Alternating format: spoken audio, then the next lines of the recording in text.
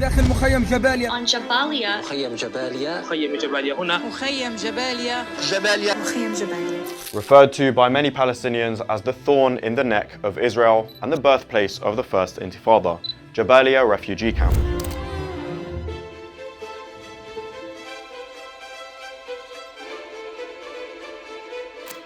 With every war and Israeli assault on Gaza, Jabalia refugee camp and its residents are specifically targeted and witness some of the worst of Israel's brutality and its violence, as we have witnessed over the past year. من داخل أزقة مخيم جباليا، هذا المخيم الذي يتعرض لقصف عنيف وحرب إبادة من قبل جيش الاحتلال الإسرائيلي. But why Jabalia? Why this tiny, densely populated camp, only 1.4 square kilometers? Before we get into who lives in Jabalia, let's quickly go back to how the refugee camp first came about. Located north of Gaza City and next to the village of Jabalia, the UN set up the refugee camp in 1948 to shelter Palestinians who were displaced during the Nakba from various Palestinian cities within what became Israel and the West Bank, such as Ashdod, Jaffa, Al-Lud and Mejdal.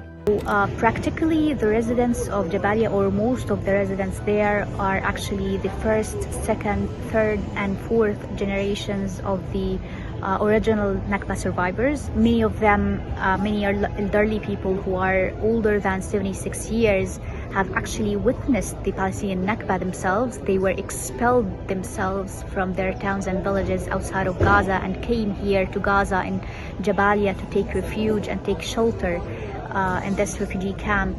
And now they are facing yet another Nakba. Jabalia is the largest of 8 refugee camps in the Gaza Strip. Before the war, it housed over 116,000 people officially registered with UNRWA, with the actual number of people who lived there before October last year likely to be much higher.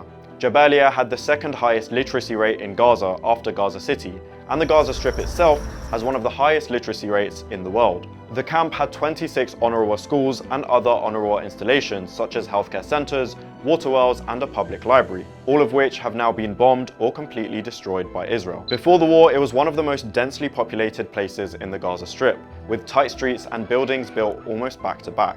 The camp has historically struggled with power cuts, high unemployment and contaminated water supplies.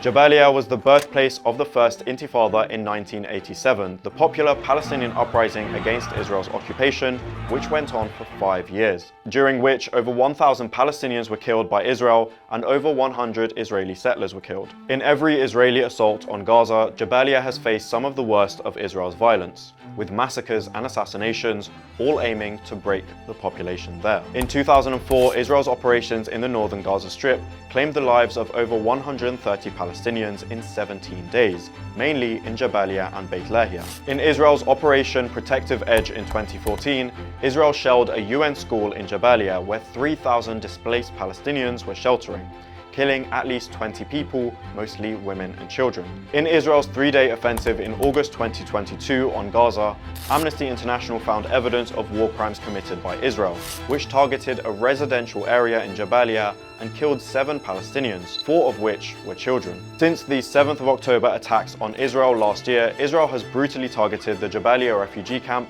and the surrounding areas in northern Gaza, with some of the worst massacres in the past year being committed on the camp, dropping US-made 2,000-pound bombs on densely populated civilian areas and UNRWA schools housing displaced people, in some cases killing hundreds of people at a time. Despite all of this, the residents of Jabalia have put great emphasis on their refusal to leave their homes and their camp, despite multiple forceful evacuation orders by Israeli forces. Captured best in the writing on the walls of the camp, Jabalia camp will not fall. And this is why I believe Israel is using all of this excessive force against unarmed civilians in Jabalia, why it's been dropping tons of explosives on their fragile homes and refugee camps, why it's been literally exterminating them, only giving them 2 options, to leave or to be killed. I believe Israel is trying to make an example out of Jabalia and Jabali people and the north in general, for all of the Palestinians across all of the Gaza Strip, to show them the horrifying consequences of resisting Israel's plan of the forced expulsion of Palestinians outside of Gaza, the Gaza Strip in general. But Jabali people have shown phenomenal resistance, phenomenal resilience in the face of Israel's plan. With access almost completely restricted to the north of Gaza since Israel began its ground operations in late 2023, residents and journalists of North Gaza have themselves had to broadcast Israel's atrocities.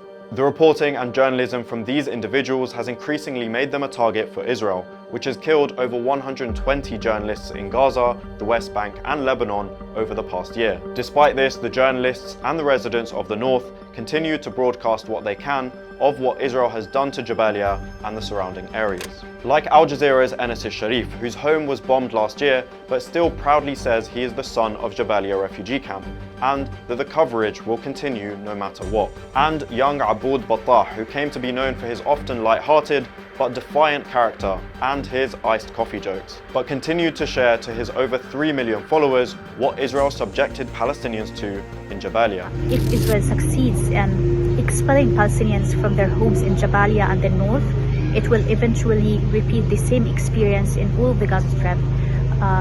It was a declared Israeli plan, a second Nakba, and we realized this. And this is why the resistance of the people of Jabalia at this point is very, very important for all of us. Israel's actions in the north of Gaza are in pursuit of something called the General's Plan, which aims to clear the north of any Palestinians with an ultimatum policy of evacuate or die.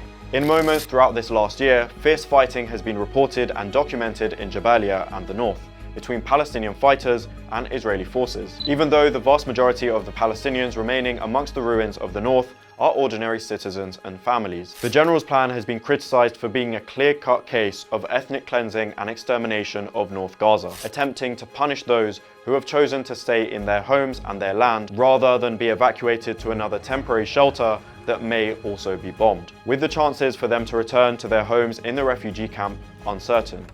جيش الاحتلال الإسرائيلي رمى علينا هاي المناشير بدهم يانا نحن ونروح على الجنوب. يعني انتم من عقلكم بدنا نسيب الشمال، إلنا سنة كاملة ما سبناهاش ونروح على الجنوب يقتلونا بالخيام، قصف هناك كتير وكل يوم مجازر، ليش إن شاء الله بموت بأرضي؟ وهي القداحة غالية عنا كتير بالشمال بس مش خسارة فيها. We'd rather die with our dignity in our homes rather than be displaced and be killed elsewhere in Gaza, many of Jabalia's residents have said.